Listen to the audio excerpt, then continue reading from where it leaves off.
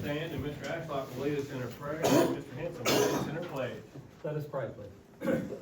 Heavenly Father God, we just come before you now, asking you to be with this group. What a group! And I just pray that you bless us.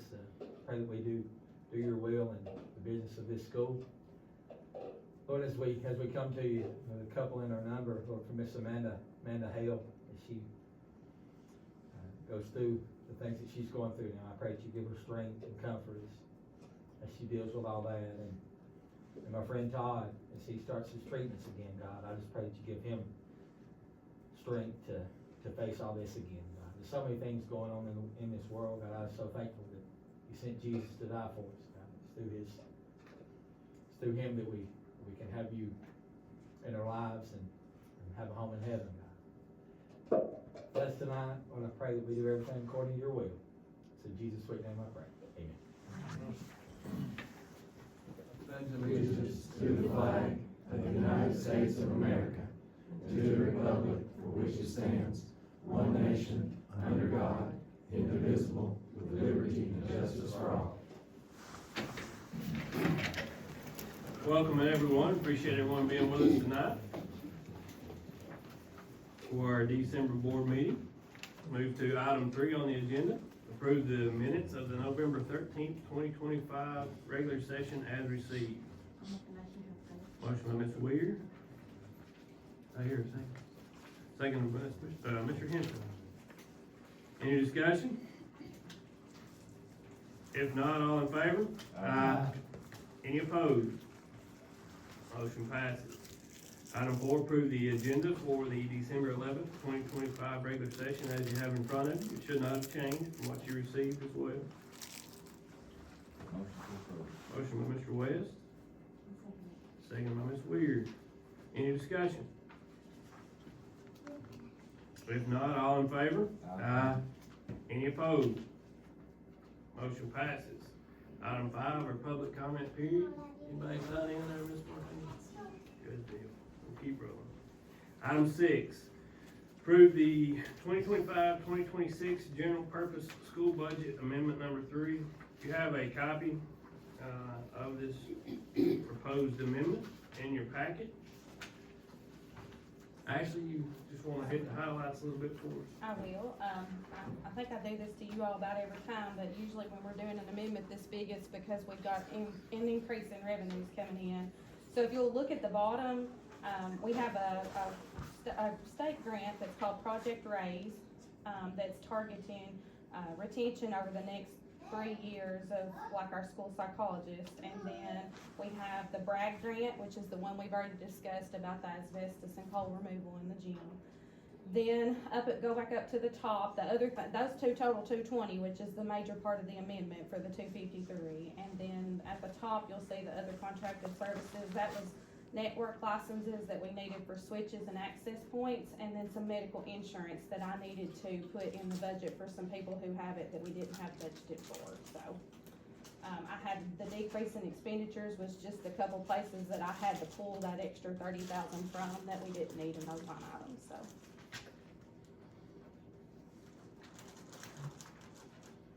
I'll make a motion to approve that amendment number 3 to the agenda meeting.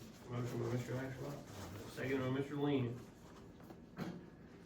Any discussion?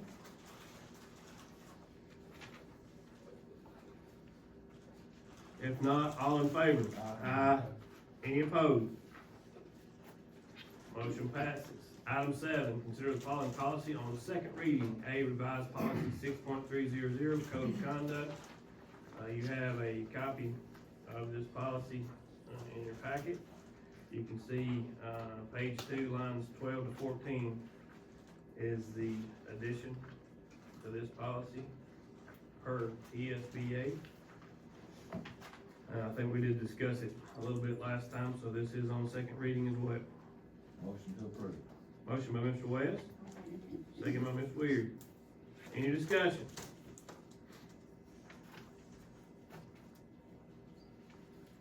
If not, all in favor?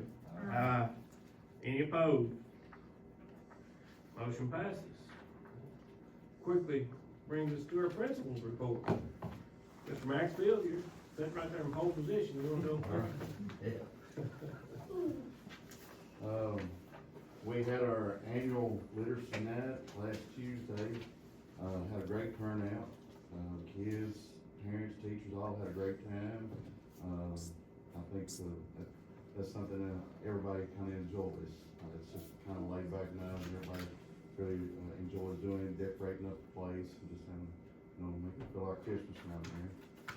We are no longer on the TSI list. I laid that on, each one. We got a letter from the State Department, from Bill Lee, and saying that we're no longer. We're really proud of our students and the hard work, that our teachers and everybody did to make that possible. Our goal next year is to be a reward study. Looking at it, where if we can do what we did along with 8/10 of a point, we can be a reward study next year, so I think it's very doable. Steps we're taking to make that happen, we're doing classroom walkthroughs. We've got those groups that come in that through the grant, the AALN and the LIN, and they're coming through and doing, and they're really bragging a lot on their teachers on the things that they're seeing, their students being challenged, teachers using great questions. And I've bragged on them, lately, and I told them that we'd be bragging on them tonight. We're targeting students that are almost meeting TCAP on track with small group interventions. We're making sure to value the instructional time so that we're not spending a lot of time pulling students out, doing things, and a lot of other extra things going on, so the teachers can actually focus on the education of their students. We're rewarding student growth and achievement from MAPS testing, which we'll be doing this upcoming week. We're using high quality instructional material. We're maintaining a positive work environment for our faculty and staff. Utilizing all data platforms, communicating it with the teachers, keeping chronic absenteeism.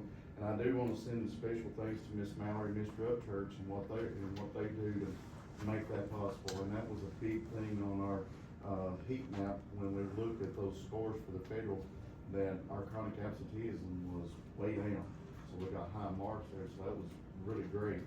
And I want to thank them for that. Utilizing all staff members during RTI time to help small group numbers. And lastly, our basketball team is doing very well this year. Thank you, sir. Dr. Teebles, you wanna go? Sure. Stay in the same frame of mind? Everything he said. No. Academically, we're kind of refocusing our energy on instruction, and we removed a lot of the distractions during the school day and school year that didn't really reflect the academic needs that we have and the purpose that we're there for. After talking with numerous students in their classes, they acknowledged taking TCAP tests, but never really talking about it. There was a disconnect as to the purpose and what it meant. We're sharing with students what their predicted scores are and how close they are to reach the next level. There are a lot of students that are only 1 or 2 questions away from hitting that next level, and we're really focusing on those. We can get a lot of growth by raising those up. We're trying to create a discussion about not only their individual performance, but the school as a whole. Teachers have been encouraged to dig in the TVAS data on their students and share what is there with them. We created a data wall showing those students who met their predicted scores or showed growth on the spring TCAPs. And we didn't just want to throw numbers at them, so we used Wildcat polls to show the data, and instead of the actual numbers, they color-coded sections on the poll representing the different tests that they took, as well as any growth that they've had. This generated a ton of discussion among students and questions about, how can I get that next one? Why do I only have 1 color and that one has 2? How can I get more next time? And that served the purpose that we were looking for. We had a couple of reward days for students who met or exceeded the state test levels on those same tests. We split them in grades 6 through 8 and 3 through 5. They got some gym time, snacks, played games, watched a movie in the theater. We splurged for some pizza and some ice cream and things like that for them. I've completed all the fall observations for all teachers, as well as multiple drop-ins. There's been significant discussions in the classrooms about teaching standards, rigor, keeping students engaged. And to address chronic absenteeism, which I think a couple years ago was a huge issue, We're continuing with the incentive program where each class who has perfect attendance for the day is acknowledged on wall display, and whichever class has the most in the 9 weeks is rewarded. It's created a bit of competition between classes. Right now, we have 3 classes that are just a couple days apart. So we're reminding them, don't burn your parent notes. You might win the award this next time. And it's really one of the bright spots in the latest report. 4th grader Jace Justice was named the SRO Student of the Month for November. High school FFA came, they read the pre-K through 3rd grade. Kids love that. Basketball's rolling along. There's a game at Union Heights tonight. Homecoming was last Thursday. Had extra students in it than what we've had in the past. We're hosting the Pee Wee Basketball Play Day tournament this Saturday. And holiday parties are next Thursday afternoon, but every day in December is a holiday dress-up day. So kids are always checking out what kind of tie I have on, and I've got a lot of sanitizer. Thanks, sir. Got several things to talk about here with the high school. One of those is the high school, along with communities and schools, are partnering for a food drive through December 17th. So, if you know you want to look into donation food for the food drive, just have to drop that by the school. We've had a couple of grants come through. We had an AP grant that our counselor, Ms. Brooke, received for $492, which we're going to put toward calculators for those AP classes. Ms. Tina Drumright applied for and received the Twin Lakes grant for $5,000, and she's going to, one of her biggest concerns is maintaining enough calculators for the entire school to test in our math subjects that are tested. So she's going to apply that $5,000 to, make sure we have quality calculators for our students going forward. We recently had Cadet Brady Carmen from West Point come and present to several of our students about the application process and just various things about West Point. And, he was telling us that, areas like this are underrepresented there, and there's actually some opportunities for any students that are interested in going that route. So, and it's not as expensive as, I would assume it was very expensive, but it was not. We have a couple of individuals I want to recognize. One of those is Reese Adams. On Saturday, he will be competing in the Tennessee East-West All-Star football game. It starts at 1 o'clock at Austin Peay. I tried to find a place where that might be, where you might be able to watch that. I thought it'd be on Federation Network. I couldn't find it. If we can find that, we'll put that on our Facebook page. But looking forward to seeing how he does that among some elite athletes. Also, one of our teachers, Matt Craighead, was able to conduct a workshop at the National Association of Agriculture Educators at their national conference. It's a big deal among agricultural teachers, and is what our students here were telling us that they heard that his workshop, he was standing room only. So a lot of people were in there. So Matt and his wife Amanda, you guys know, they do a ton for the school. Next week we'll be giving our finals and benchmarks, our semester courses, half-year courses. They'll be taking finals in our tested courses that go year-round. They'll be giving benchmarks, kind of and get a feel for where the students are on the standards to see what they might be missing, what they're doing well in, so they'll know how to move forward in January. Also just to talk about on the academic side, some of the things we do. One of the biggest things we do is our 3rd period, they get extra help. Also during 7th period as well. But either the student can ask for extra help or the teacher can. And we have a screen out in the hallway. Kids check it every day. And, if that teacher's room number is by their name, they know they need to go and get some extra help. So that's a big benefit. Of course, we always have our RTI classes to help students with skills and you know, teachers are always willing to help a student, you know, sometimes, you know, I've talked to a couple students this year, you know, they may have an issue, I say, have you gone to the teacher? They say no, I say, look, they're gonna help you, and I said, they don't come back, and so, you know, our teachers are always looking to help our students, so, thank you. Is there any questions for any of our principals? Fellas, Ms. Monroe? Okay, well, in response to, a question that we received last month at the board meeting in November, you noticed I've asked the principals to let you guys know what the principals are doing in the 3 schools to improve and advance the test scores. And they can do that again next month if you all need them to. Ms. Misty's gonna make a presentation here in just a minute as well. At the November board meeting, when the question was asked, federal and state accountability information was embargoed by the Tennessee Department of Ed. That meant we could not discuss it at that time. That's against the law to do that. But at this time, the TDOE has released federal accountability, not state, but federal accountability for all school districts. After December the 19th, TDOE will release state accountability, district and school letter grades, and we will discuss them at the January board meeting. We'll be ready to let you all know about that. And on the front page and the second page of the director's report, notice we've got some real good news about the 2 elementary schools. We've had participation from the 3rd grade at Salina K-8 school and some of the other classes, and the 5th grade at Hermitage Springs School and some other classes. They've sent notes, made drawings, sent cards to veterans, and that's been very well received. So I want you to know how proud I am of all of them.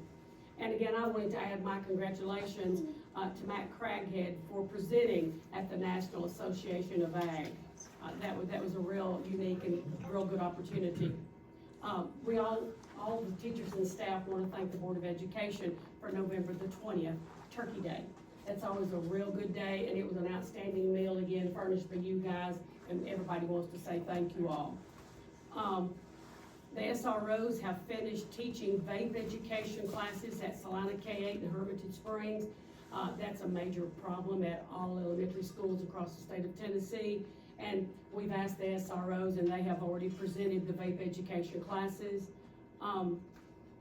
Jeff Allen he's the SRO, he has completed the firearm safety training classes that the Tennessee legislature had the new law starting July 1, that all classes have got to have a pre-approved class, and SRO Jeff Allen presented those for us, and he's finished. Special education, Miss Alicia attended the annual 3-day TAASE conference and got the latest updates and changes in all the SPED requirements, and that just changes a lot, guys, it really does. Notice your current enrollment on the second page. That's very important for you to see that. We're down probably close to 50 students so far in this school year. And thank you all for the new phone systems in all the schools, okay? I think, are we about done actually in getting them all installed? And that's been a real good update. We appreciate all of that, guys. Any questions? Ms. Misty? So I gave you several packets, but the one I want to start with first is titled December 2025 Clay County Schools Board Meeting. As Ms. Monroe said, at the last board meeting, both sets of data were embargoed, and that means it's against the law to discuss. And basically we have to wait for the state to announce first, and then it becomes public knowledge. So within your packet, starting at the top, state accountability data is what we commonly refer to as a district and a school report card. It's a letter grade. Those are still embargoed, but we will discuss those in January because next week the state is going to release those. But just to go ahead and preview that for you, I gave you a packet of what that state letter grade calculation looks like. So you'll see a letter grade come January for each of our schools and the district as a whole. But just to let you know what data goes into calculating that letter, I went ahead and gave you that packet. The second set of data that we have to deal with for schools and for the district is federal, and that's calculated by the U.S. Department of Education, and that's what we can talk about today. So part of that, Mr. Maxfield previewed was the great news about being, off the target list for Salina K-8 and the high school maintaining. But I want you to realize with each of the domains that go into that score, we're talking about data that may not have been within this last year, that may not have been within even 2 of our 3 principals, and for the high school, it's even 2 years delayed. So they take a group of students that comes through 2 years ago and take their ACT scores, their attendance, and their post-secondary opportunities to calculate that grade. So to say that it's a domino effect, that it's gonna be immediate, it's not, because it's almost a year before you get all of those results calculated by the state or by the federal government.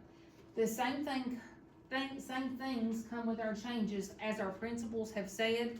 When we make a change in administration, when we make a change in staffing, when we make changes to class sizes at schools, curriculum, we don't likely see the outcome of that for at least a year or 2. Because when we're looking for that progress for a change that we have made to see if it was effective or not, then we have to wait a year or 2 to see if it was successful or if we need to go back to the drawing board and replan. So just keeping that in mind, that the state kind of lags, delays the data for at least a year or 2. So another thing that we need to recognize is that when we look at data, we want to look at trends, what happened over time. And so in the past years, as your heat maps say, and that's the only packet that's color that I provided for you, red, yellow, and green are their indicators there for those domains. We're looking at progress over time. So we're not only looking at achievement from our TCAP and EOC tests, but we're looking at attendance, as the principals have noted, our graduation rate, and how many opportunities we give our students to be ready graduates at the high school. So I want to commend the board for amending a policy that I think all 3 schools have seen positive outcomes for, and that was when you decrease the number of parent excuses from 10 to 8 for a school year. With that, all of our attendance and our chronic absenteeism improved across the board. And I think that our teachers feel more confident in delivering instruction when they can have as many students in seats as possible, because it's always hard to catch a student up if they're absent from school for a long amount of time. So I do want to say that that was a positive that we saw across the board. Hermitage Springs School has been a target school in the past. They were not last year, 2 years ago, sorry, but from the 24-25 school year, they are a target school, and that's noted on page 2 of your packet. Salina K-8 was a target school of improvement, but from 24-25, they no longer are, and are very close to being a reward school, as Mr. Maxfield said.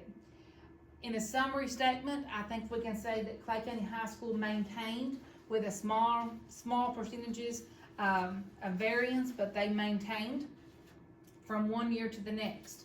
On district designations, which I think that's what we prefer to talk about, because when we look at all of our students together and all of our staff and all of our faculty, we are one big school community. So I gave you those lists just so you can see how Clay County pairs up with all the other counties in Tennessee. So on the bottom of page 2, that first label they give you is exemplary districts, and that's a short list, if you notice that. Page 3 is your list of advancing districts, and that is the second highest label you can receive. And Clay County Schools is among that list, which I think is a celebration, considering how many factors go into that list. On page 4, the last 2 district designations are satisfactory, marginal, and then at the bottom you have in need of improvement. So if you notice, there are several counties in Tennessee that are performing less than Clay County.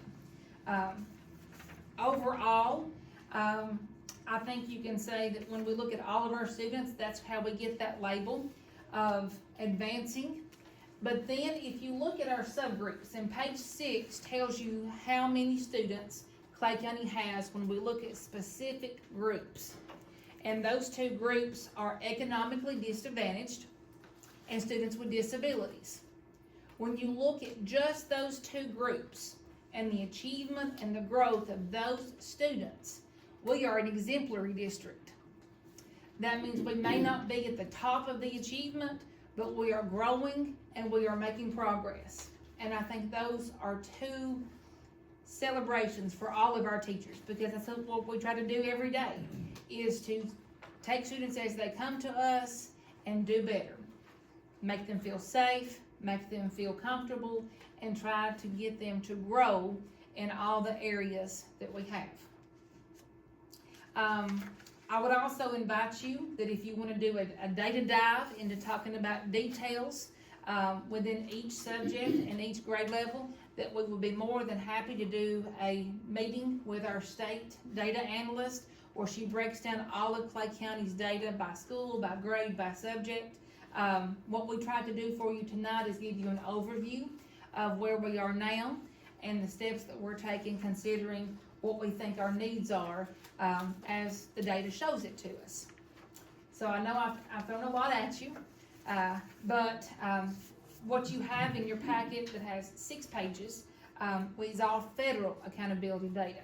So as far as being on list, that's part of that. Having a performance label, a designation, that's part of that as well. And then our state letter grades can be announced in January. Overall, I think that when you look at our heat maps, and that's the only things that you have in color, that you can see from one year to the next, we are making gains. Are we perfect? No. But I think it's a short list of any counties that would be. Like I said, I know this was a lot of information for you, but this is what our principals, our teachers, and our district staff consider when we make changes to curriculum, to staffing, and to basically the needs and resources of the schools. Does anybody have any questions at this time? Thank you. You're welcome.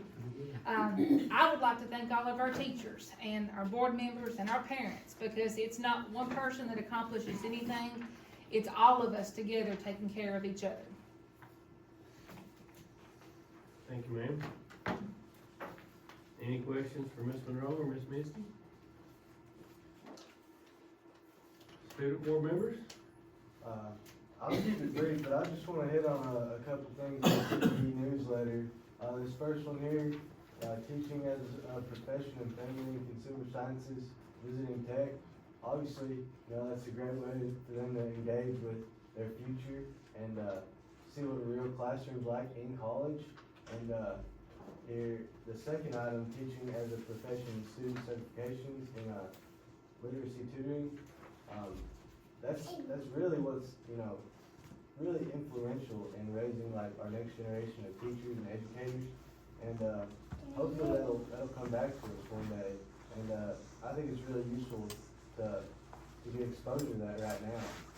And as Dr. Tinsley mentioned, the guy from West Point that came, I attended that, and I'd say it's really informational.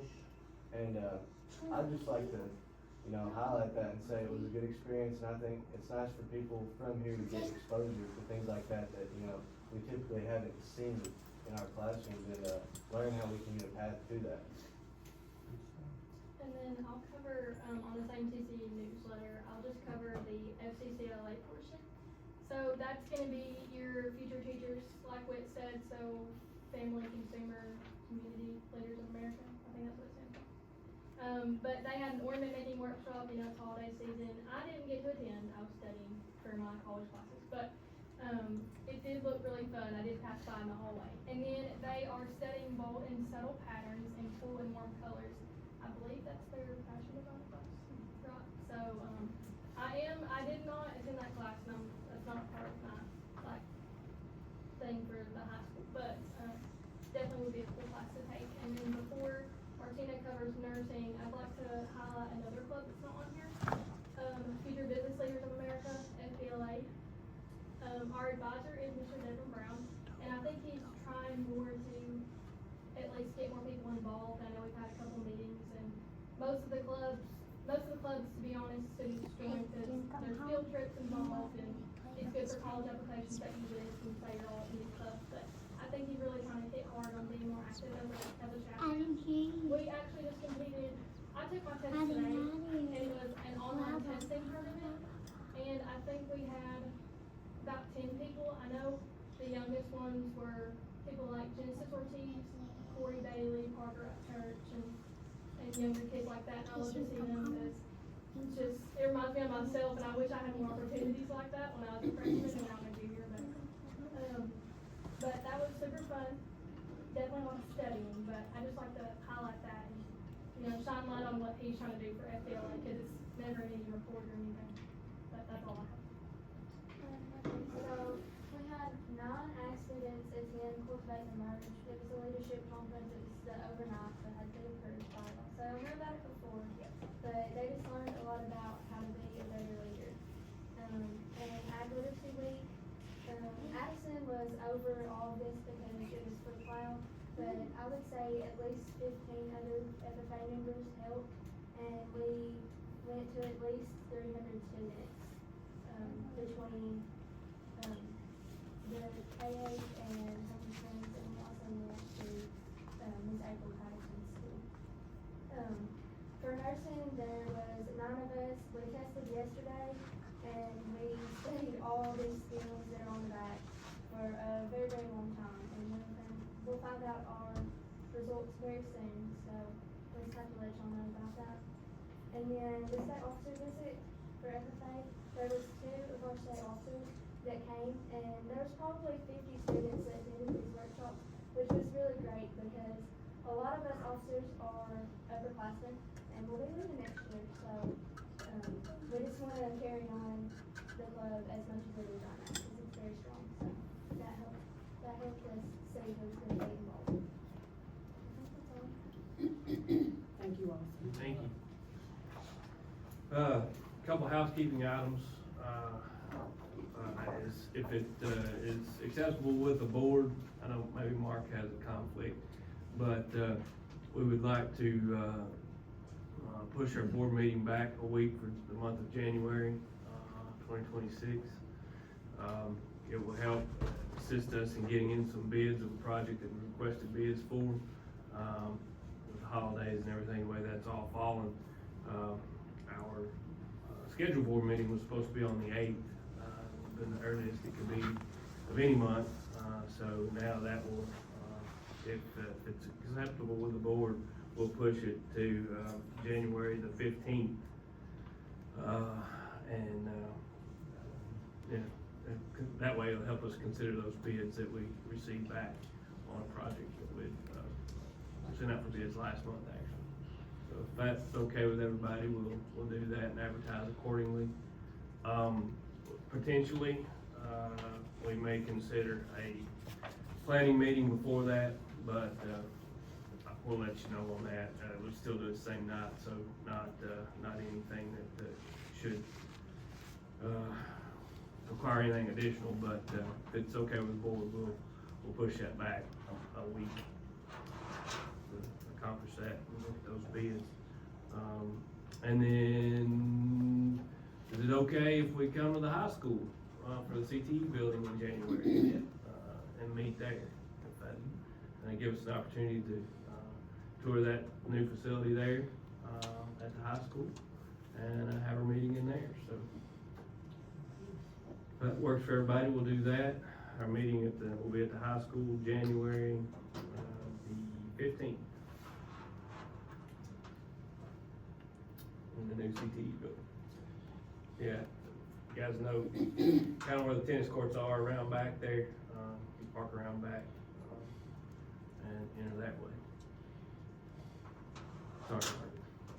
No, that's good. Make a motion to adjourn. You get a second? Second. Meeting adjourned. Appreciate